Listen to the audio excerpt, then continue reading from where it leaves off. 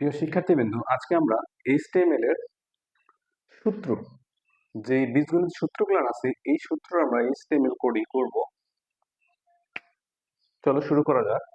এখানে আমরা দেখতে পাচ্ছি যে a plus b whole square সমান a square plus 2ab plus b square একটা সূত্র দেওয়া আছে। এই সূত্রটা আমরা HTML এর মাধ্যমে তৈরি করব। কিসের মাধ্যমে তৈরি করব? HTML এর মাধ্যমে। তাহলে আমরা শুরু করা যায়। আমরা দেখি এখানে শুরুটা কি আছে। অবশ্যই HTML দিয়ে শুরু করব। HTML, এখানে দেখো এটা একটা কি সূত্র। আমরা যদি মনে করি যে আমরা সূত্রটা টাইটেল দিয়ে লিখে রাখবো, তাহলে আমরা হেড HTML এর উপর কি লিখবো? আমরা হেড লিখবো। হেড হেড লেখার পর কি টাইটেল দেবো? আমরা যেহেতু একটা ফর্মুলা নামে সেভ করে রাখবো, আমরা এখন টাইটেল দিব TITLE, টাইটেল ফর্মুলা। ফর্মুলার নাম আমরা সেভ করলাম।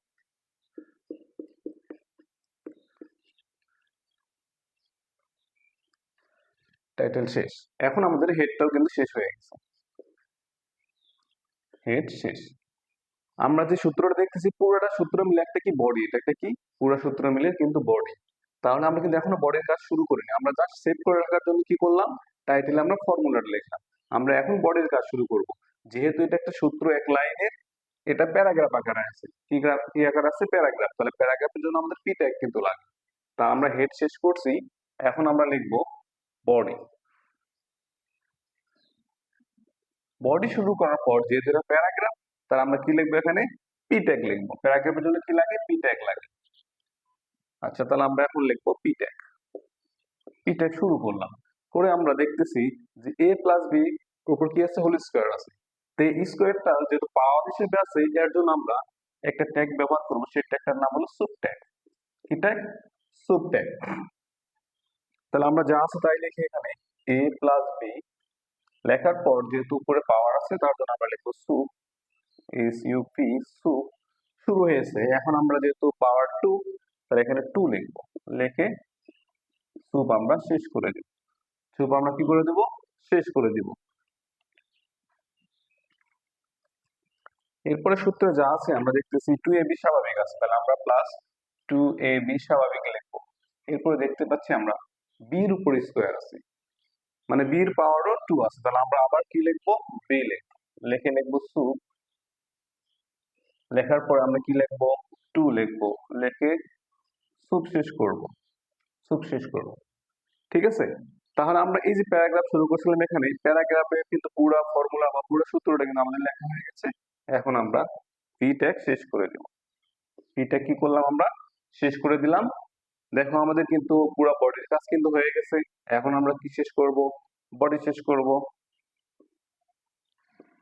বডি শেষ করার পর এই যে HTML শুরু করছিলাম আমরা, HTML কিন্তু শেষ হয় নাই এখনো। এখন আমরা কি শেষ করব? এখন আমরা HTML শেষ করব। এই শিক্ষার্থীবৃন্দ, তোমরা চাইলে এভাবে যে সূত্রগুলোর উপরে কি আছে? পাওয়ার আছে, সেটা 2, 3, 4 যে কোনো পাওয়ার থাকতে পারে। তোমরা কি ট্যাগ ব্যবহার করে করবা? এই সুপ ট্যাগ ব্যবহার করে করবা। কি ট্যাগ? Soup tag. ঠিক আছে? তাহলে আমরা এখন অন্য সূত্র দেখি।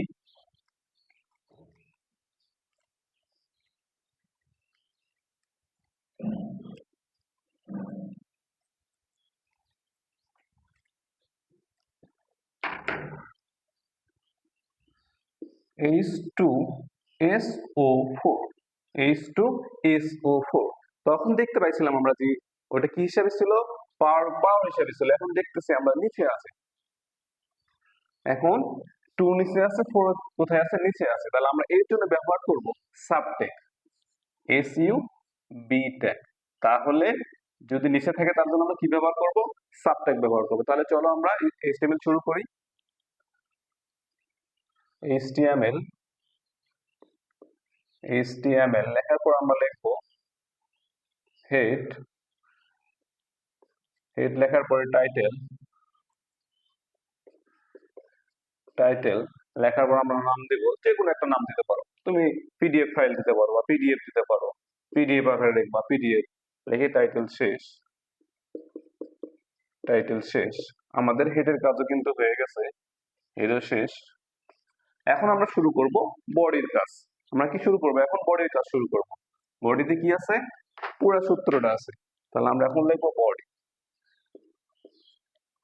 বডি লেখার পর আমরা এখন, যেহেতু এটা প্যারাগ্রাফ, পি ট্যাগ লিখবো আমরা। কি লিখবো? P tag. পি ট্যাগ লেখার পর এইচ টু কি হিসাবে আছে? নিচে আছে, তাহলে এর জন্য আমরা লিখবো সাব। এসবি সাব লেখার পর টু লিখে সাব আমরা শেষ করে দিব, সাব শেষ।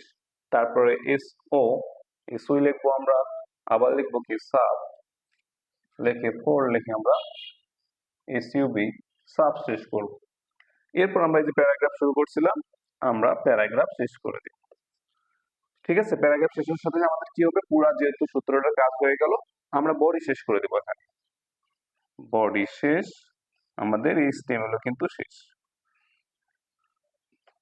আশা করি তোমরা বুঝতে পারছো। এভাবে তোমরা সাব এবং সুবের ব্যবহার কিন্তু করতে পারো তোমরা।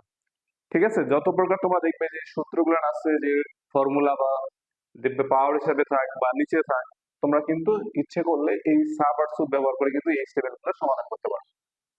সকলকে ধন্যবাদ। পরবর্তী ক্লাসে আবার তোমাদের সাথে দেখা হবে। আসসালামু আলাইকুম।